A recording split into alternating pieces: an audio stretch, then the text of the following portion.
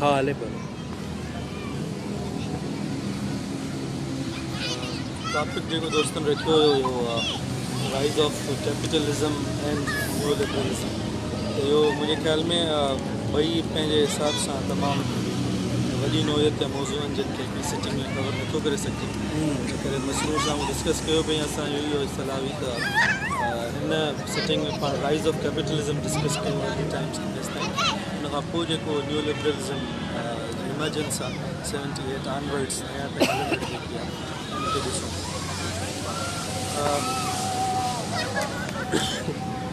Capitalism की शुरुआत बुनियादी तौर ते कीअं थी जेको सबब छा हुया वेस्टर्न यूरोप इहो कितो छो जिते कैपिटलिज्म की शुरुआत राइज थी उनखे सम्झण जी ज़रूरत आहे असां बुनियादी तौर ते जेॾी महिल यूरोपियन वेस्टर्न यूरोपियन सोसाइटी ख़ासि करे उनखे ॾिसंदा आहियूं त असांखे उनखे वरी कंपेयर कंदा आहियूं पंहिंजे समाजनि सां असांखे इहो महसूसु थींदो आहे ॼण उन्हनि समाजनि जे माण्हुनि जे अंदरि अहिड़ी का इंट्रेंसिक वैल्यू आहे जेका उन्हनि खे असां खां बहितर बणाए थी मसइला असां जॾहिं पंहिंजे इदारनि खे देवालपणे जो शिकार ॾिसंदा आहियूं या पंहिंजे इंस्टीट्यूशन्स खे सही तरह वर्क कंदे न ॾिसंदा आहियूं या असांजे शहरनि में ओड़ी सफ़ाई सुथराई इदारनि जो ओड़ो बहितर कमु करणु न ॾिसंदा आहियूं त असां उनखे बजाए उनजी तारीख़ी पेचीदगी खे सम्झण जे असां सम्झंदा आहियूं त इहो यूरोपी माण्हुनि जी पंहिंजी इंटीग्रिटी आहे जिन उन्हनि खे इन तरीक़े सां रखियो हुयो जेका तारीख़ जी तमामु सादी तशरीह आहे जेका तमामु गहरी तारीख़ी पेचीदगी खे मिस करे मतिलबु तव्हांखे असर निसार जहिड़ा लबाड़िया लेखक मिलंदा कॉलमिस्ट जे चवंदा पिया तव्हां त या ते सुई कोन ठही आहे छा ते फ़ख़्रु था कयो इहा इहे सभु ॾिसण जी ज़रूरत इहा आहे ऐं जेको मार्क्सी दानिश्वरनि जो सभिनी खां वॾो कमु आहे हिन में उहो इहा एक्सप्लेनेशन ॾियण में आहे त वेस्टर्न यूरोप में कैपिटलिज्म जो राइज़ थियण जे पोयां मादी सबब कहिड़ा हुआ उनजी का इंट्रेंसिक वैल्यू न हुई जेको अक्सर ई ॿुधाइण जी कोशिशि कंदा आहिनि त वेस्टर्न वैल्यूज़ ई अहिड़ियूं हुयूं ऐं वेस्टर्न माण्हू एॾा ज़बरदस्त थींदा आहिनि शानदार थींदा आहिनि जो उन्हनि वटि इहो मौजो थी सघियो हुते अदरवाइज़ इहो मौजो पॉसिबल न हो सभिनी खां पहिरीं इहो सम्झंदासीं त where did two roads diverge in wood किथे मामला तब्दील तव्हां थोरो जेकॾहिं फोकस कंदो तव्हांखे ख़बर पवंदी त 17वीं सदीअ ताईं जेकी प्रोडक्शन लेवल हुई मिडल ईस्ट में एशिया में यूरोप में उनमें को ख़ासि फ़र्क़ु न हो तक़रीबन ऑलमोस्ट सेम इन्हनि जी GDPs इन्हनि जो ट्रेड इन्हनि जी प्रोडक्शन इंडिया में इजिप्ट में इंग्लैंड में इवन कुझु मामलनि में ब्राज़ील फ्रांस ऐं आयरलैंड खां बि अॻिते हो मामलनि लैटिन अमेरिकाज़ में इहो later on in ji development थिए सभिनी खां पहिरीं त असां सम्झंदासीं त हे कहिड़ी सोसाइटीज़ मां ट्रेवल करे आया आहिनि पोइ असां फोकस कंदासीं त वेस्टर्न यूरोप में छो त असां वाक़ई को अबेदारी ॾुकड़ियल माण्हू आहियूं या जिते ॿिया मामला हुआ जिन सां हे थियो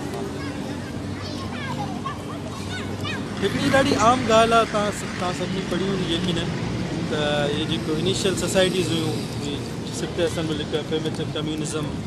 सभु माण्हुनि जो गॾिजी रहणु शेयर्ड प्रॉपर्टी जो कॉन्सेप्ट एज सच कोन हुन करे शेयर्ड रिसोर्सिस जेके हुया उन खां पोइ हिकिड़े नए क्लास जो पैदा थी पवणु जेको वापारी क्लास आहे माना हाणे उहो क्लास जेको पाण पैदा कुझु न करे पर सस्तनि उन इलाइक़नि मां मटीरियल खणी ॿियनि इलाइक़नि में वञी विकिरो करे ऐं उन मां जेको सरप्लस जेको बचे सरमायो उहो पाण खणे जेके मार्क्स मर्चेंट कैपिटलिज्म चए पहिरीं त इहो थींदो न जेको फ्यूडल सोसाइटी जो कैरेक्टरिस्टिक आहे मसलन तव्हांजे मुल्क में फलाणी शइ अगरि नथी थिए त हू तव्हांखे ॿिए मुल्क खे उहा शइ ॾेई ऐं उहा शइ ख़रीद कयो मटा सटा तव्हांजी इन तरीक़े सां थी इहा हलंदी रहे उन में को पैसे जी अर्बाइट्ररी वैल्यू न हुई त हीउ पैसो जेको आहे उहो ज़ामिन हूंदो तव्हांजे शइ ख़रीद करण जो ऐं ॾियण जो तव्हां सिंपली मटा सटा कंदो उन टर्म्स में जेके आहिनि हाणे जेकी ट्रेडर क्लास पैदा थी ट्रेडर क्लास जो असांजी सिविलाइज़ेशन जे इवॉल्व थियण में तमामु घणी अहमियत आहे मसलन तव्हां ॾिसंदो त सभु जेके मज़हब फैलिया आहिनि ट्रेडर क्लास जे थ्रू फैलिया आहिनि हिते हुतां वापारी हुते वियो ऐं शयूं खणंदे ट्रेवल कंदे बवाद फैलाई हेॾां होॾां इवन जेको अरब सोसाइटीज़ में फैलजणु आहे इहो बि इन खां अलावा जेके ॿोलियूं आहिनि तव्हां लिंग्विस्टिक्स में पढ़ंदो त ॿिनि मुख़्तलिफ़ ॿोली ॻाल्हाइणनि जो हिक ॿिए सां कॉन्टेक्ट में अचण जे करे मुख़्तलिफ़ ॿोलियूं डेवलप इन करे सिविलाइज़ेशन इवॉल्व करण में ट्रेडर क्लास जो तमामु घणो रोल हो जेको बुनियादी तौर ते जिन बेस इकनॉमिक्स हुई त हू वञनि ट्रेड जी मटा सटा कनि ऐं हुन में अचनि इहा जेकी मटा सटा वारो क्लास हुयो जेको पैदावार करे पियो ऐं शयूं विराए पियो इहो मूं तव्हांखे पहिरीं मां ॻाल्हि रखी त India Latin America middle east Europe इन्हनि में को ख़ासि फ़र्क़ु न हो जेके मुगल्स हिते अची हिननि जी प्रोडक्ट जेको मार्क्स जो व्यू आहे एशियाटिक मोड ऑफ सोसाइटी जेके असांजा हिते अक़ीदे परस्त सरोवर उनखे सही साबित करण जी कोशिशि कंदा आहिनि उन्हनि में पोइ जेके सहमन जहिड़ा लेखक उन्हनि ॿुधायो बाद उन्हनि जो point of view mistake in जे करे आहे जो उन्हनि वटि ओड़ा सोर्सिस ऑफ नॉलेज अवेलेबल कोन हुया छो त वेस्ट वटि सिंपली इहो इम्प्रेशन हूंदो हुयो त एशियाटिक सोसाइटीज़ इकनॉमिक स्टेगनेशन जो शिकार हुई पर उन्हनि जी बुनियादी वजह इहा ई आहे त इकनॉमिक स्टेगनेशन हिकिड़े मखसूस दौर में अची पोइ थी आहे ऐं उहो ई दौरु आहे जॾहिं मुमकिन आहे त उहा इकनॉमिक स्टेगनेशन टुटे आहे पर हुन खां पहिरीं कॉलोनियलिज़म जी हुन में इंटरवेंशन आहे फोर्सिस में टिनि मामलनि में असां विरायूं शयुनि खे हुन खां पोइ अॻिते वधूं जेको मार्क्स विरायो हुन कैपिटलिज़म जे मामले खे मर्चेंट कैपिटलिज़म यूज़रर्स कैपिटलिज़म ऐं प्रोडक्टिव कैपिटलिज़म मर्चेंट कैपिटलिज़म उहो कैपिटलिज़म आहे जंहिं मूं सवेरी ॻाल्हि रखी वापारी क्लास मटा सटा करे माण्हू यूज़रर्स कैपिटलिज़म जेॾीमहिल तव्हां जेके अॼुकल्ह तव्हां ॾिसो था माइक्रो फाइनेंस बैंकूं असांजी इंट्रस्ट ते वठनि व्याज ॾेई की बाबा हे वठि फलाणी शइ व्याज ते हाणे मां एॾो ज़बरदस्त कमाई वेंदुमि हिन व्याज मां जो हुनखे व्याज वापसि कंदुमि पंहिंजो बिज़नेस बि एस्टेब्लिश कंदुमि मुंहिंजी ज़िंदगी वली वेंदी रोशन पाकिस्तान जो ख़्यालु आहे यूज़रर्स कैपिटलिज़म प्रोडक्टिव कैपिटलिज़म हाणे सिविलाइज़ेशन इवॉल्व थियण जो मार्क्स हिन ॻाल्हि ते फोकस कयो प्रोडक्टिव कैपिटलिज़म जेको आहे इहो असल में कैटलिस्ट हो हिस्ट्री जो जे फ्यूडलिज़म खां ट्रांज़िशन में मदद कई कैपिटलिज़म में सोसाइटी जे अचण में प्रोडक्टिव कैपिटलिज़म सां ॿ टे शयूं थियूं मसलन 4 बुनियादी फैक्टर असां हुन में ज़हन में रखी सघूं सभिनी खां पहिरीं सरप्लस वधियो प्रोडक्टिव कैपिटलिज़म जा मां कंहिं माण्हू खे एम्प्लॉय कयां थो मुंहिंजे लाइ कमु करे हाणे उनजो पंहिंजी मीन्स ऑफ प्रोडक्शन ते या जिन शयुनि सां पैदावार करे उन को हक़ु कोन्हे मिसाल तौरु जेकॾहिं हारी ज़मीन ते कमु करे थो त उन ज़मीन ते बि उनजो हक़ु आहे ऐं जेको मालिक आहे हारी आहे उन्हनि जे विच में उन्हनि जो इहो रिलेशन आहे जंहिंसां तय कनि था त हुनजो हिसो केतिरो थियो मुंहिंजो हिसो केतिरो थियो ऐं जेको ॾन हारी भरे थो उन में ज़मीन ते त उनजो इख्तियार आहे या जेको पैसो उनखे मिले थो उन में प्रोडक्टिव कैपिटलिज़म में थियो हुयो जो मूं वटि पंहिंजी का बि शइ न बची पंहिंजी का प्रॉपर्टी मूं वटि न बची मां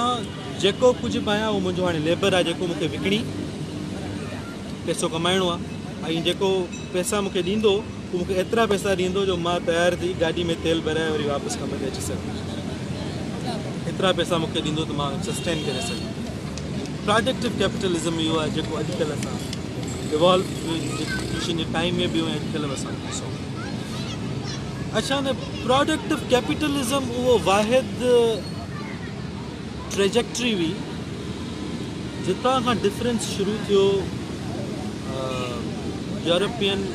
एशियन सोसाइटीज़ में जेको असां कैपिटलिज़म जो उभार उन तरीक़े सां ॾिसूं क्वेश्चन इहो आहे त जेकॾहिं इकनॉमिक्स वाकई बराबरि हुई हिन सभिनी खितनि जी त पोइ उन सभिनी खितनि में हिकु ई वक़्तु इनकलाब सनत इनकलाब बर्पा छो कोन थी सघे इंग्लैंड छो इहो वॾो क्वेश्चन आहे हिस्ट्री जंहिंजो जवाबु वेस्टर्न वैल्यूज़ में न आहे वेस्टर्न वैल्यूज़ कहिड़ियूं वैल्यूज़ तो अमेरिका में life liberty and pursuit of happiness माना मां केतिरे माण्हुनि खे चिथाड़े अॻिते निकिरी सघां थो इहा थी मुंहिंजी परस्यूट ऑफ हैप्पीनेस त हाणे मां एतिरे माण्हुनि खे धिके अॻिते हाणे मां अची चङो मुड़ुस थी संदरो ॿधी वेही रहंदुमि मथे ते पग ॿधी हाणे हीअ थी मुंहिंजी परसूट ऑफ हैप्पीनेस ऐं कामयाबु थींदुसि ऐं जेके ॿिया नाकाम थिया उहो हुननि जी पंहिंजी नाकामी सोच इहे आहिनि वैल्यूज़ जेके सॼो ॾींहुं एम्फसाइज़ पिया कंदा आहिनि। बहरहाल अचो हिन ते त छा हुयो मामलो। क्रिस हेरमैन जो आर्टिकल आहे राइज़ ऑफ कैपिटलिज़म हिन नाले सां उन में ॿुधायो आहे त मसइलो इन्हनि जो हिते जेको डिफरेंस हुयो उहो हुयो सुपर स्ट्रक्चर जेका हिननि जे पॉलिटिकल बेस हो पॉलिटिकल फ्रेमवर्क हो इन सोसाइटीज़ जो। मसलन यूरोप में जेको असां पढ़ियो हुयो क्रामवेल वारा इनकलाब हुयो हिकिड़ो जेको ट्रेडर क्लास हो उहो इन लेवल ते पहुची चुको हो जो हाणे हू रेजिस्टेंस को पोज़ करे मोनार्की खे बादशाह सां सिधे टकराव में एतिरो ताक़तवर थी चुको छो त हू पंहिंजा हक़ इज़ारे पियो इन तरीक़े सां हू पंहिंजा हक़ इज़ारे प्रोडक्टिव फोर्सिस वधाए पियो मीन्स ऑफ प्रोडक्शन खे बहितर बणाए पियो वधि खां वधि पैदावार करे पंहिंजे हक़नि ऐं हासिलात जी घुर्ज करे पियो त मूंखे वापारु करण जी इजाज़त हुजे मुंहिंजा शहरी हक़ बि आहिनि ऐं मूंखे बादशाह क़ैद बि नथो करे सघे थ्रेटन बि नथो करे सघे मुंहिंजी बॉडी ते मुंहिंजो हक़ आहे right to body right to living right to business and all that उहो बादशाह जे साम्हूं इहे ॻाल्हियूं पोज़ करे सघे। कॉन्ट्ररी तव्हां जेकॾहिं हिते हिंदुस्तान में या चाइना में ॾिसंदो त पॉलिटिकल बेस ॾाढो मज़बूत हो जेके बादशाह या जेके हुकुमरान कंदड़ हुआ उहे एतिरो स्पेस न ॾींदा ट्रेडर क्लास खे जो उहो एतिरो पंहिंजो पाण वहीणो थी सघे जो क्वेश्चन इन तरीक़े सां पोज़ करे सघे। न हिस्टोरिकल सबबु हुया मसलन चीन में जेको कैनाल सिस्टम हूंदो चीन तमामु वॾो मुल्क आहे फैलियल कैनाल सिस्टम ते रिलाए कंदा हुआ ट्रेडर छो त उन्हनि जे ज़रिए ई उहे वापारु करे सघंदा हुआ। हाणे कैनाल सिस्टम ते हिकु अछी हूंदी हुकूमती इदारनि जी इन करे उन्हनि खे बहरहाल हुकूमत सां राब्ते में अचिणो पवंदो इन करे हुकूमत पंहिंजी शर्तूं रखंदी मनाईंदी ऐं उन्हनि कॾहिं बि स्पेस न ॾिनो ट्रेडर क्लास खे जो एतिरा इवॉल्व थी सघनि या उन्हनि जी कॉन्शियसनेस एतिरी इवॉल्व थी सघे जो क्वेश्चन पोज़ करे सघनि अथॉरिटीज़ खे तव्हां हीअं कयो हीअं न कयो असांजा हक़ फलाणा चीन अॼु ताईं गांधन आहे पंहिंजो एज ओल्ड ट्रेडिशन हिंदुस्तान में वरी मामिलो कुझु ईअं हो जो मुग़ल सम्झंदा हुआ त जेकॾहिं की हिकिड़े ऑफिशियल खे घणी देरि ताईं रखियो की हिकिड़े इलाइक़े में त उन जा कॉन्टेक्ट्स लोकल कॉन्टेक्ट्स डेवलप थी वेंदा ऐं उहो पोइ हिते सेंट्रल अथॉरिटी खे बग़ावत पोज़ करे सघे थो नज़म करे इन करे हो हुननि खे ट्रांसफ़र कंदा रहंदा हुआ। नतीजे में छा थियो जेके हिननि जा रेवेन्यू ऑफिशियल्स हूंदा हुआ उहे का दिलचस्पी न वठंदा हुआ प्रोडक्शन वधाइण में न प्रोडक्शन वधाइण में दिलचस्पी हुई न हुनखे सस्टेन करण में दिलचस्पी हुई पोइ बसि पाण खाए खपाई वरी उहा ट्रांसफ़र थी वेंदो को मसइलो कोन्हे अॼु ताईं तव्हां हुनजा रेमिनेंट्स ॾिसो था हली वेंदा। नतीजे में छा थियो पोइ तव्हां ॾिसो था त 17वीं सदीअ में जेके हिंदुस्तान में मशीन्स हुयूं उहे काठ जूं हुयूं मेटल में ट्रांसफॉर्म न थी सघियूं। यूरोप में दे सक्सीडेड इन डूइंग दैट छो त ट्रेडर क्लास पंहिंजे हिकिड़े कॉन्शियसनेस हुनजी इवॉल्व लेवल ते पहुची चुको जो क्वेश्चन्स पोज़ करे पियो अथॉरिटी खे ऐं अहिड़ी तरह हू पंहिंजा हक़ वठण में कामयाबु थियो। ॿी ॻाल्हि त जेको हुनजो सोशल फोर्सिस हुयूं सोशो पोलिटिकल फोर्सिस जेको रिनेसां जहिड़ो कोई इवेंट आहे जंहिंमें हू ब्रेकअप कनि था हुन जेके थिंकर्स आहिनि फाउंडेशन आइडियाज़ फ्लोरिश थियनि था हुते उहे सभु हिकिड़ो बेस फ्राइम कनि था यूरोप खे उसरण में। ॿी हिकिड़ो जेको हुन में वॾो वॾो फैक्टर हुयो उहो हुयो त जेकी कॉलोनाइज़ेशन हिननि शुरू कई उन्हनि हिननि खे तमामु घणो खाम माल प्रोवाइड कयो पंहिंजी इंडस्ट्रीज़ जी प्रोडक्शन वधाइण जे लाइ। हिकिड़ो हुयो ॿियो त जेकॾहिं हिकिड़ी सोसाइटी इंडस्ट्रियलाइज़ेशन जे प्रोजेक्ट ते हले थी त एन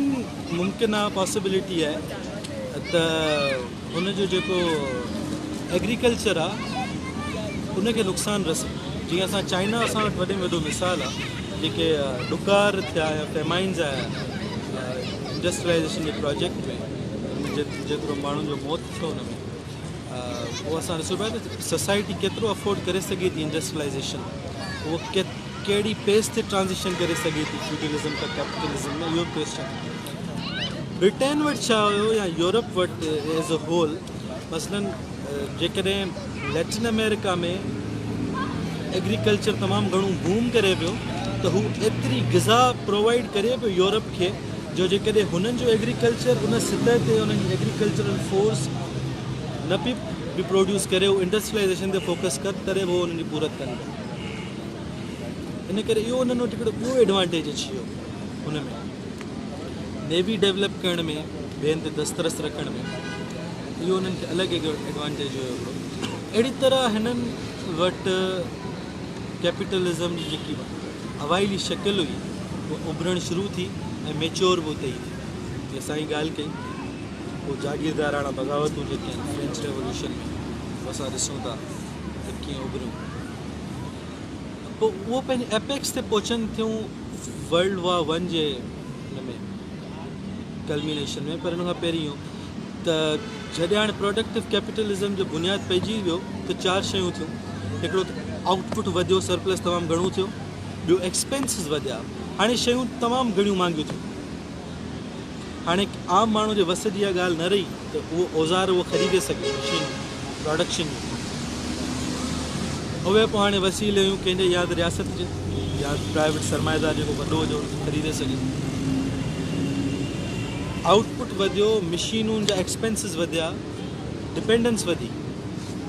आम माण्हू रिलाए पियो करे सरमाएदार ते, तमामु घणो डिपेंड पियो करे हुन ते। ऐं at the same time trade routes जेके हुया उन्हनि जी बि अहमियत वधी। पोइ नेवल हुजनि, सी रूट्स हुजनि, बाय रोड हुजनि। असां ॾिसूं था इन ई दौर में अमेरिका में ट्रेन लाइनूं पवणु शुरू थियनि थियूं, जंहिंमें पोइ सॼो बिज़नेस जेको आहे हुंदरस वारो, जेको बनाना रिपब्लिक जो कॉन्सेप्ट जेके चवंदा आहिनि, कीअं अमेरिका जूं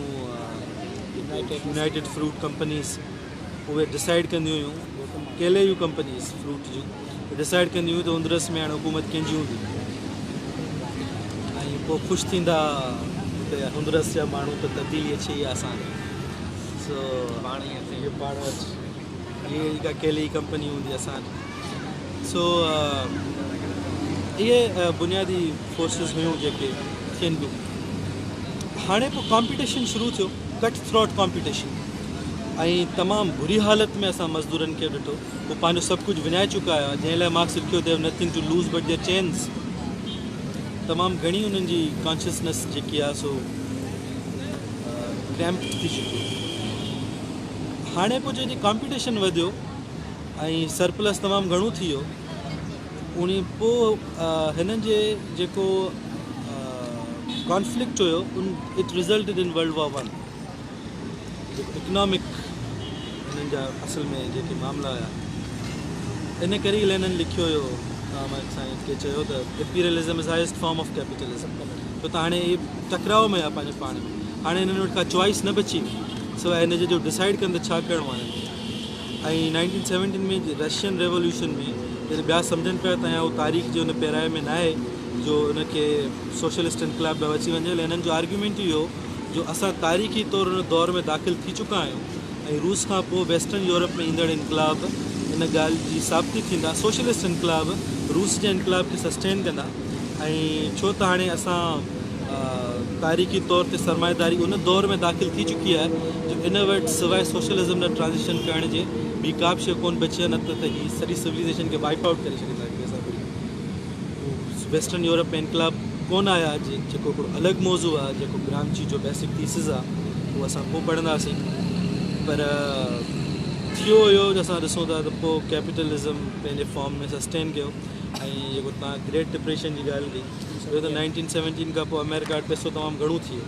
हिकिड़ी नई रिच क्लास पैदा थियणु शुरू थी, हिकिड़ा एस्टेब्लिश्ड हुन एरिस्टोक्रेट्स आहे, हिकिड़ी नई क्लास पैदा थियणु शुरू थी, हुननि पैसो तमामु घणो हुओ हुननि। ऐं पोइ असां ॾिसूं था त हू रियल इस्टेट में बि इन्वेस्ट तमामु घणो ऐं ॿिया जेके धंधा हिननि जा बिज़नेस तमामु घणा बूम थी विया आहिनि। ऐं जेकॾहिं हमेशह ईअं थींदो अथव, जेकॾहिं पैसो तमामु घणो बूम थी वेंदो आहे न, ऐं जेकॾहिं माण्हू का शइ आहे बि कोन ऐं को माण्हू मूंखे चए तो वटि शइ कोन्हे, पर छो त 5 सालनि में तो वटि हेतिरा पैसा थी वेंदा, इन करे वठी आहे शइ, 5 सालनि में मां तव्हां पैसा घटींदो रहंदो। उन खां पोइ थिए थो जो हे सम्झनि था त फस्ट क्लास अहिड़ो मामिलो हले, पोइ ओचितो धुड़ाम थिए थो, स्टॉक मार्केट क्रेश थिए थी। ऐं पोइ हालत इहा थी थियनि जो जेको प्रेसिडेंट जो हर्बर्ट हूवर उहे नंढा नंढा हिननि खे झोंपड़ा ठाहिराए थो ॾिए, जेके पोइ वरी तंज में सॾींदा हूअर विलेज, हूअर या बंगला। ब्लैक ट्यूसडे लॻंदो आहे। ब्लैक ट्यूसडे आया त हाणे वरी सेल थींदी आहे, black Friday. Black Friday Tuesday ते जेके हा, बहरहाल इहो मुख़्तसिर तारीख़ हिन जी कैपिटलिज़म जे राइज़ थियण जी, जंहिंजो ॿियो फेज़ वरी न्यू लिबरलिज़म आहे जेको ईंदड़ हफ़्ते में।